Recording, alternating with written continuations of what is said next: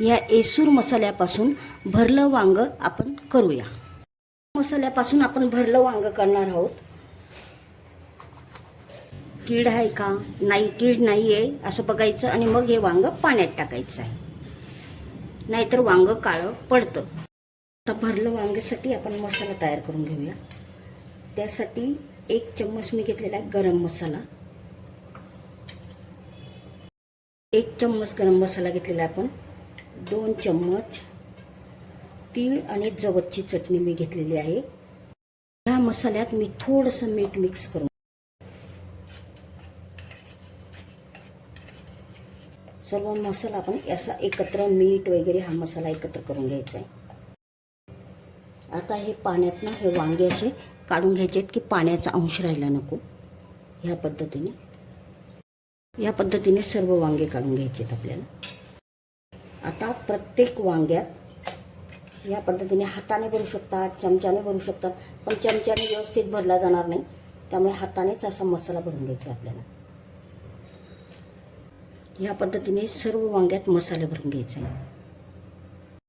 पळी आपण तेल टाकून घेतलेले कढईत,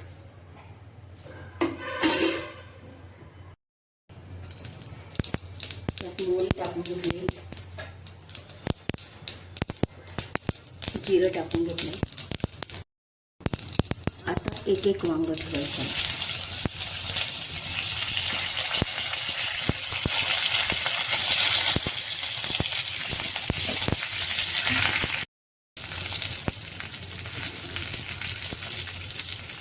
आता एक एक वांग आपण ठेवून घेतलेलं आहे। आता सर्व वांगे आपण सर्व वांगे तेलात टाकून घेतलेले आहेत।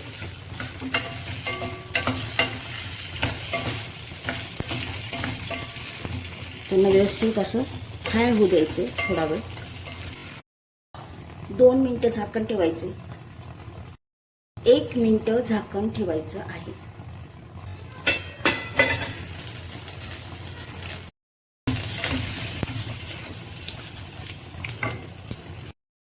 वांगे छान तळले गेले, त्यात आता हा मसाला टाकून घ्यायचा आपल्याला, जो शिल्लक राहिला जातो तो मिक्स करून घ्या। व्यवस्थित मसाला लागलेला आहे आता वांग्यांना। आता आपण वरून पाणी टाकून घेऊ, पण पाणी गरमच टाकायचं। आता गरम पाणी टाकून घेऊ, हे बघू शकता। आता आपण पाणी टाकून घेतलेलं वांग्यांमध्ये, खराब आहे की नाही ते बघण्यासाठी पीस करून घेतले आपण। हे बाकीचे आपले भरलेले वांगे आहेत।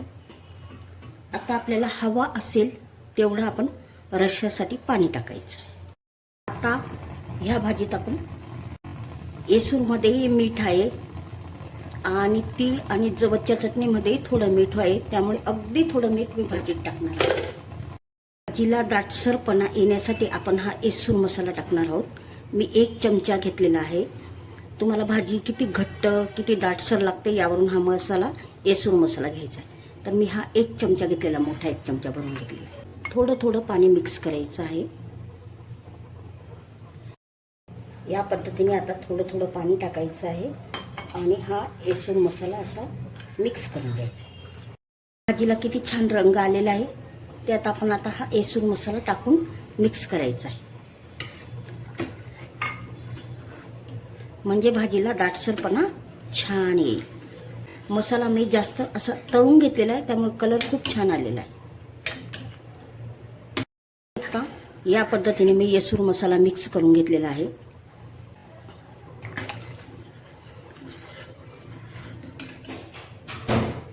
येसूर मसाला मिक्स करून घेतलेला आहे आपण।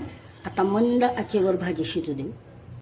आता ती मंद आचेवर 10 मिनिटं शिजू द्यायची आहेत आपल्याला वांगे। हे मंद आचेवर 10 मिनिटं शिजू द्यायचे आहेत।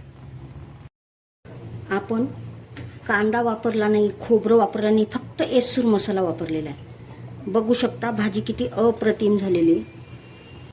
खोबरं न वापरता फक्त येसूर मसाला वापरून अगदी चविष्ट भाजी तयार होते आणि अगदी दाटसरपणा येतो। तुम्ही कुठलीही मसाल्याची भाजी बनवू शकता, कुठलीही। अप्रतिम चवीची रस्सा भाजी झालेली आहे। मी तेलाचं प्रमाण थोडं माझं कमी असतं, तुम्ही तुमच्या आवडीप्रमाणे टाका।